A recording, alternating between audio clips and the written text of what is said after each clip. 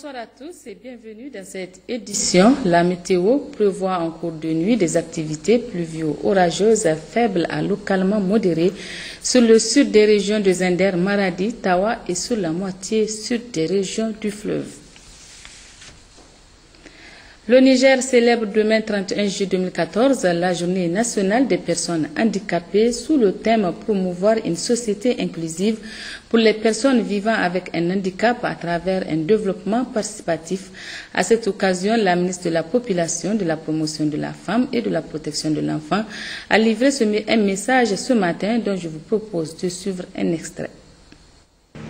Selon le rapport de l'OMS et de la Banque mondiale de juin 2011. Les personnes vivant avec un handicap constituent plus de 15% de la population mondiale. Cependant, au Niger, le dernier recensement général de la population et de l'habitat de décembre 2012 estime ces personnes à 222 811, soit 1,3% de la population générale. La grande majorité des personnes vivant avec un handicap vit dans la pauvreté, l'ignorance et l'exclusion. Le gouvernement a entrepris plusieurs actions en vue d'améliorer les conditions de vie des personnes handicapées, dont, entre autres, la ratification de la Convention relative aux droits des personnes handicapées de juin 2008, l'octroi de bourses à tous les étudiants handicapés, la reprise du jardin de survie de l'Association nigérienne des personnes handicapées locomoteurs, le recrutement à la fonction publique des diplômés handicapés, la prise en charge des frais d'hospitalisation pour ces personnes handicapées dans les hôpitaux nationaux. En dépit de tous ces efforts, d'énormes défis restent encore à être relevés. Je saisis donc cet instant pour lancer un appel vibrant à tous, afin qu'ensemble, nous agissions pour une société plus ouverte et un développement inclusif des personnes vivant avec un handicap au Niger. Pour ma part, je réaffirme la détermination sans faille des plus hautes autorités de notre pays à mobiliser davantage de moyens et de ressources pour garantir une participation plus équitable et plus juste des personnes vivant avec un handicap au développement de notre cher pays. Fin cet après-midi de la 6e session du comité des experts du Conseil de l'Entente, une session qui a examiné plusieurs points dont la gestion financière exercice 2014. C'est la ministre déléguée en charge de l'intégration africaine qui a présidé cette cérémonie de clôture, un élément sur lequel nous reviendrons dans nos prochaines éditions. Le ministre de l'Équipement a entamé ce matin une mission dans la région de Tawa. C'est dans le cadre de l'inauguration de la route Moujia-Illé-Labad-Guichiri, prévue le 1er août prochain. Avant cet important événement, Ibrahim Noumaou a effectué des visites dans le département de Birnin-Konni. Compte rendu Mohamed El Mokhtar et Yazrabi. Le ministre de l'Équipement a été donc accueilli à Yaya par le préfet de Birnin-Konni. Entre Yaya et Konni, Ibrahim Noumaou a visité les travaux de restauration de la route réalisés pour prévenir la dégradation poussée du chemin. Dans le cadre de ces travaux d'entretien, il est prévu le démantèlement des cassis sauvages qui jonchent la longueur de la route. Le tronçon Labada-Rouanwari, d'une longueur de 5,5 km, reliant le Niger et le Nigeria, lui aussi a été parcouru de bout en bout par la mission du ministre de l'Équipement. Ce tronçon est l'un des 3 tronçons qui sont en voie de réalisation sur financement de l'État de Sokoto pour un coût d'environ 8 milliards de francs CFA. Je vous propose à présent de suivre le ministre Ibrahim Noumaou à l'issue des visites. Nous venons de voir avec vous que le travail est en train d'être fait et nous pensons que la difficulté que les uns et les autres, les usagers ont sur ce tronçon-là va peut-être être un lointain souvenir. Nous avons visité aussi en même temps que vous le démantèlement des cassis. Nous avons pris l'engagement, en tout cas, de démanteler les cassis sauvages. Et Dieu merci, le travail est en train d'être fait sur l'ensemble du territoire national. Et il est prévu pour la première tranche, en totalité, 639 cassis à démanteler. Vous avez vu avec nous, en tout cas à Yaya, où les cassis sont pratiquement enlevés.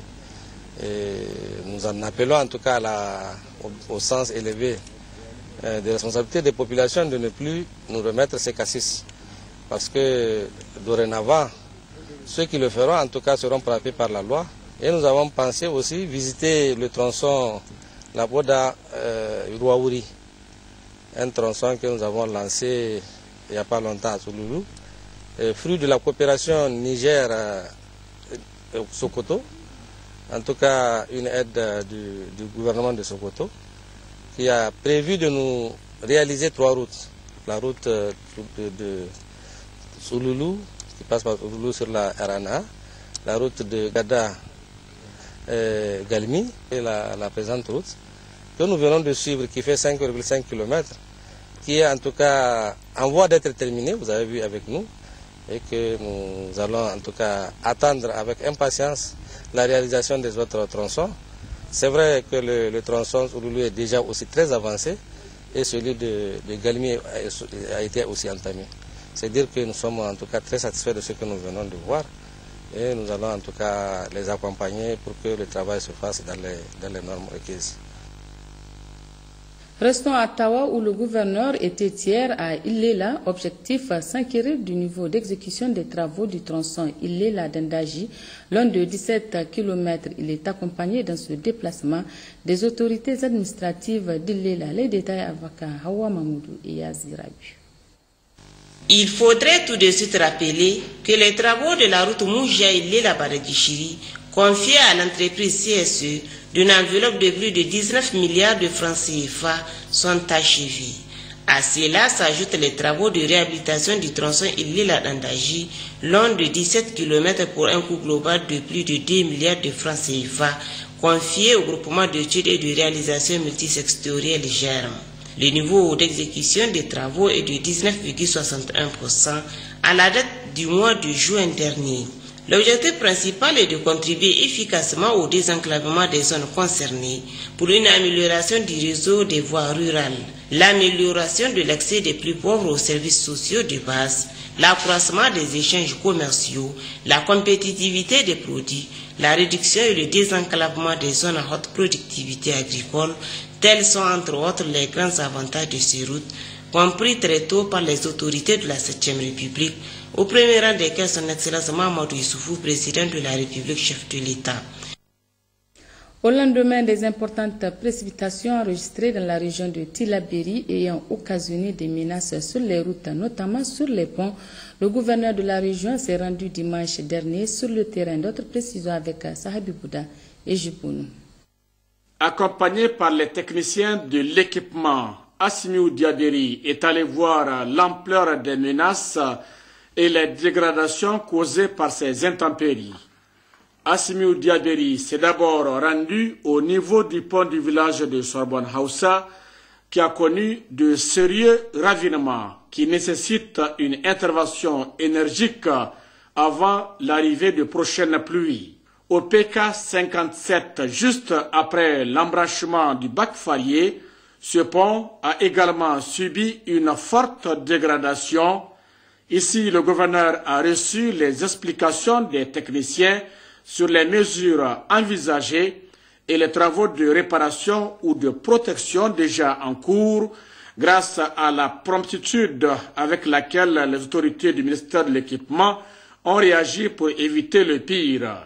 Il faut dire aussi que des troncs d'arbres charriés par les eaux en furie sont venus se bloquer à l'entrée et sous le pont, obstruant ainsi le passage rapide et l'écoulement des eaux, entraînant une forte pression sur cette infrastructure qui a tenu bon.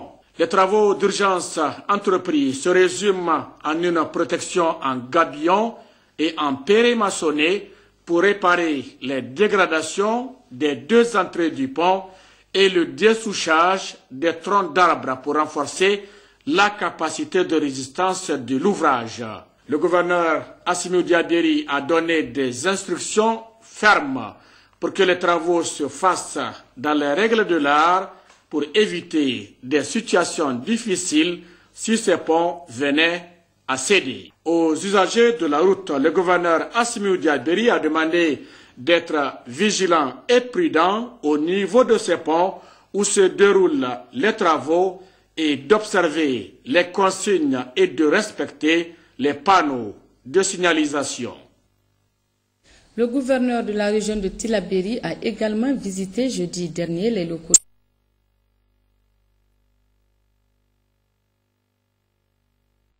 de travail des agents. Le reportage de Abdoulaye Soumana et Jibono.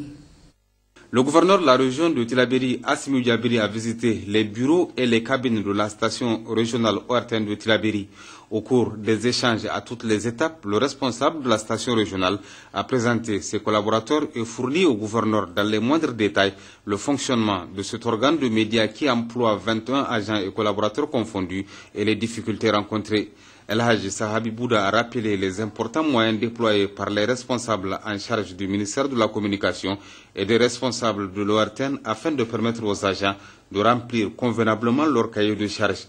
À cet effet, la station régionale de Tillabéri a bénéficié des moyens matériels et techniques radio et télé de dernière génération, donc performants, pour mener à bien sa mission d'information et de sensibilisation des populations. Le gouverneur de la région, Assimou Diabiri, est reparti satisfait et rassuré des bonnes conditions de travail dont disposent les agents de la station régionale ORTN de Tillabéri.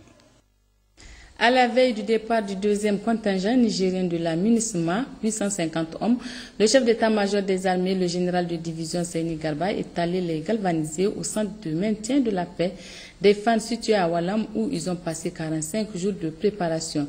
Le chef d'état-major des armées était accompagné dans ce déplacement des hauts commandants de la gendarmerie et de la garde nationale, entre autres Gérard Ablaziz et Issoufou Nomaou. Honneur militaire pour le chef d'état-major des armées qui était ce mercredi matin au centre de maintien de la paix des forces armées nigériennes FAN situé à Walam.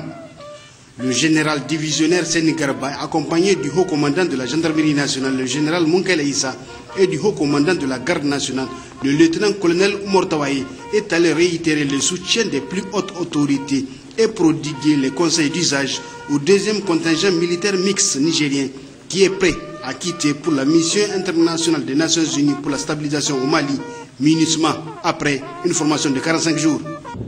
Vous allez partir avec un effectif de 850. Nous voulions au retour que vous soyez au complet 850. Ça veut dire qu'il y a des efforts à faire à tous les niveaux. Dans tous les cas, au niveau de la formation, vous avez eu le nécessaire pour mener à bien cette mission. Tous les contingents nigériens qui sont déployés à l'extérieur ont été félicités pour leur comportement exemplaire. Le deuxième contingent de la MINUSMA ne doit pas faire l'exception. Il n'y a pas que des devoirs, il y a aussi des avantages au cours de cette mission. Le premier avantage pour nous, c'est cette expérience que vous allez acquérir au contact de vos collègues des autres armées.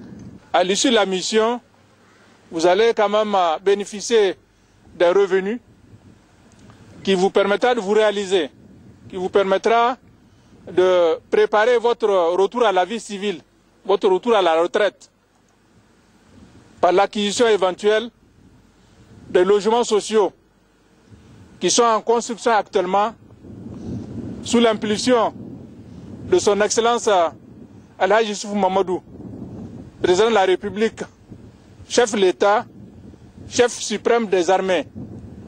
Il tient beaucoup à la mise en condition des soldats avant leur départ à la retraite.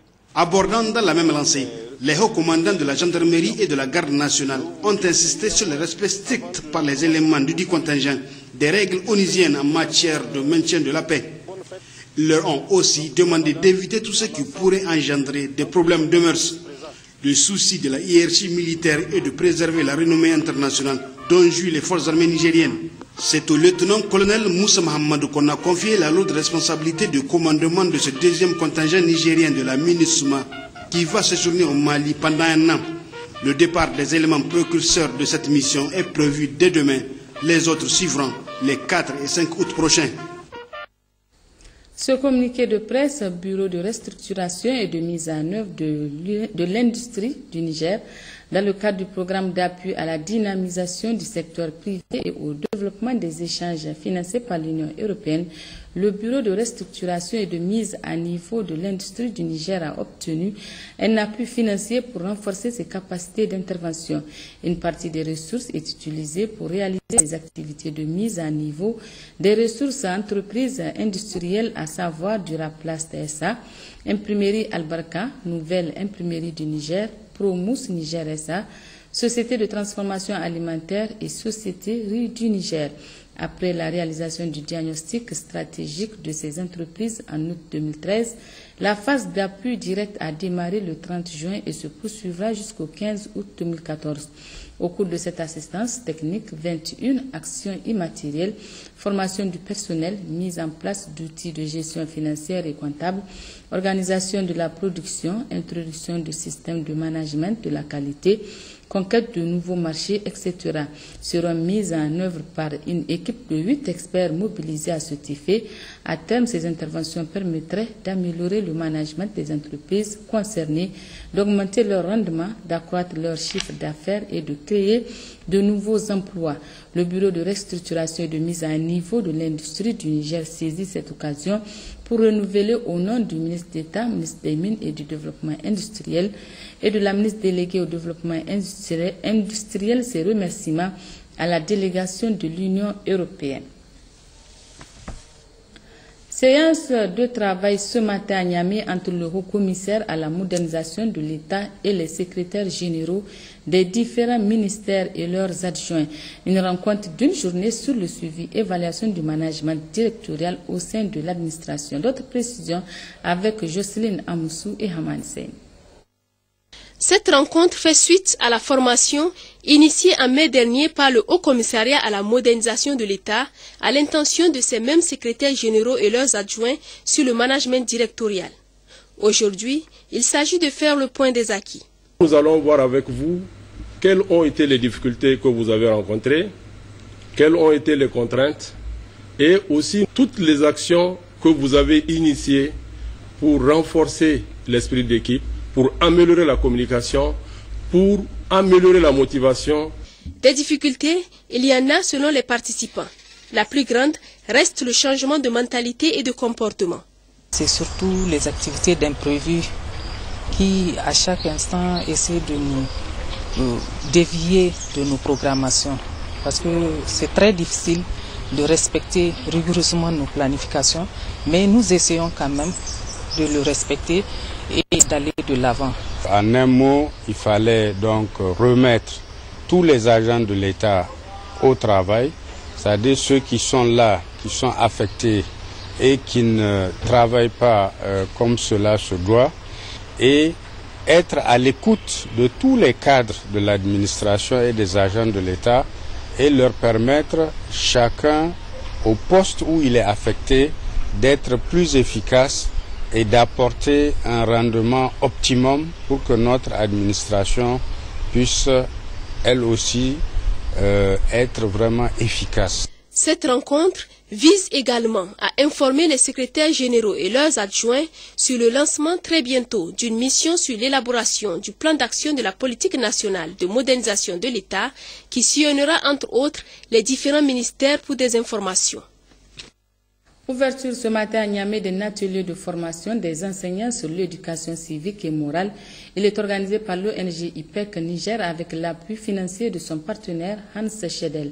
Et c'est le directeur de cabinet du ministre de l'Enseignement primaire qui a présidé la cérémonie d'ouverture. Les détails avec Ismaël Daouda et Bachir Harouna. Cette formation de l'ONG IPEC Niger et de son partenaire financier Hans Schedel fait suite à la réussite du forum sur la redynamisation de l'éducation civique et morale dans le système éducatif nigérien tenu en octobre 2013. Elle porte sur le renforcement des capacités des enseignants en éducation civique et morale et ce sont les enseignants de la région de Niamey qui sont à l'honneur. Occasion pour le représentant de Hans Schedel et celui de la coalition éducation civique et morale ECM de présenter leur organisation. Ensuite, c'est fit aux représentants de l'IPEC Niger d'exprimer leur volonté d'accompagner les enseignants et remercier les autorités et partenaires. Oui, mesdames et messieurs les enseignants, vous êtes interpellés pour jouer un rôle de premier plan au sein des établissements scolaires primaires et secondaires du Niger, afin de cultiver un esprit de civisme et de citoyenneté active, gage de tout développement. Une initiative soutenue par le ministère de l'enseignement primaire, de l'alphabétisation, de la promotion des langues nationales et de l'éducation civique. Ce séminaire de formation qui se tiendra sur 2 journées revêt une importance capitale pour nous, en ce sens qu'il est en droite ligne avec la politique de l'éducation menée par les autorités de la 7e République. En effet, l'éducation civique et morale constitue, à n'en point douter, la base fondamentale de toute éducation durable. L'école est donc le cadre approprié pour un changement de comportement. Les enseignants à cette formation vont ainsi perpétuer les connaissances acquises afin que la citoyenneté civique et morale soit active et durable. Dans le cadre de ces activités, l'ONG Appel Human International a procédé à des dons de vivres et du cash aux populations démunies dans son programme dénommé Hivernage Ramadan dans des villages des départements de Keita et Bouza. Compte rendu Kader Sangare et Laolissini. Human Appeal International, HAI, est constitué de 4 HAI, à savoir HAI Émirats Arabes Unis, HAI Royaume-Uni, HAI Danemark et HAI Australie. Elle a été créée en 1986 avec 14 bureaux permanents dans le monde, 4 en Afrique, dont le bureau du Niger créé en 2005. HAI Bureau Niger intervient dans les domaines du social, de l'éducation, de la santé, nutrition et de l'aide d'urgence. C'est dans le cadre de son programme dénommé Hivernage Ramadan qui consiste à venir en aide aux populations démunies qui traversent des moments difficiles comme les réfugiés, les sinistrés des catastrophes naturelles, les veuves, les orphelins. HAI a procédé dans les villages de Guidanfoko, département de Keita, à des dons et des cash pour venir en aide aux retournés de la Centrafrique. Le don pour chaque ménage est constitué de un sac de riz de 25 kg, 5 kg de sucre, 5 litres d'huile et 10 000 francs CFA de cash. Dans le département de Keita, à Guinafoko, 202 ménages ont été concernés. M. Talalay Omar, directeur national HAI. L'aide d'aujourd'hui va consister à venir en aide à 300 familles dans la région pour leur montrer que HAI ne restera jamais indifférent envers la souffrance des populations. Puis M. Habib Seydou, coordinateur national de la communauté nigérienne vivant en Centrafrique, qui nous livre ses impressions. Nous remercions beaucoup l'Union internationale avec cette aide qu'elle nous a aidés, des produits alimentaires qui nous ont aidés pour quand même aider les enfants. À noter que cette campagne entreprise par HAI au début du mois béni de Ramadan se poursuivra jusqu'à la fin de l'hivernage. À Maradi, prestation de serment mercredi dernier de 12 agents de l'administration douanière. Ces agents vont être à l'issue de cette cérémonie renvoyés à l'exercice de leurs fonctions au niveau de la direction régionale des douanes de Maradi. Précision Adine Algalas et Maman Oumor. Ils sont au nombre de 12 agents de l'administration des douanes à prêter serment ce mercredi 30 juillet 2014 devant le tribunal de Maradi où ils sont appelés à exercer désormais leurs fonctions. L'article 22 dit « Je jure de respecter et de faire respecter l'éthique de mon métier, de veiller en tout lieu et en toutes circonstances à promouvoir la rigueur, l'éthique et la justice à l'endroit des usagers, de bannir toute forme de corruption, de passe-droit et de trafic d'influence, de travailler sans relâche à aider l'État à promouvoir ses ressources financières, de me comporter en tout lieu et en digne et loyal serviteur de l'État, en cas de parjure que je subisse les rigueurs de la loi. Li Suleiman Ramatou, Zakaria et Moussa Ibrahim. Je le jure. Il faut noter enfin que cette cérémonie a enregistré la présence des responsables régionaux de l'administration des douanes de Maradi, les parents des prestataires de serment et plusieurs autres invités. Le secrétaire général adjoint de la région de Zender a présidé hier dans la localité de Margaya, commune rurale de Gouna, département de Myria, la cérémonie officielle de certification d'hygiène et d'assainissement dans le cadre de l'approche ATPC dans 25 villages mis en œuvre par l'ONG Winrock International. Précision, Garb Maman Kabir et Ali Abou. Contribuer au rehaussement du taux de couverture des besoins en eau, hygiène et assainissement des populations urbaines et rurales pour un accès équitable à travers la réalisation des infrastructures et le renforcement de la bonne gouvernance, telle est la mission que s'est fixée l'ONG DENIE. Et dans le cadre de la mise en œuvre de l'approche ATPC du projet West Africa Water Sanitation and Hygiene, exécuté par l'ONG Winrock International dans 25 villages des communes rurales de Bandé, Gouna, Gidmouni et Ouacha, DENIE s'est positionné comme cheville ouvrière, relevant du reste un des défis de l'approche qui est l'inertie de la population à réaliser des latrines sans subvention. Ainsi, 10 de ces 25 villages ont été certifiés dans ce cadre à travers la cérémonie de ce mardi à Meragaya de fin de défécation à l'air libre, présidée par le secrétaire général adjoint de la région de Zender, lequel, dans son discours, devait en substance indiquer que par l'introduction de l'approche DENIE et Winrock ont montré leur détermination à accompagner les autorités de la 7e République dans leur noble mission d'assainissement des villes et villages du Niger.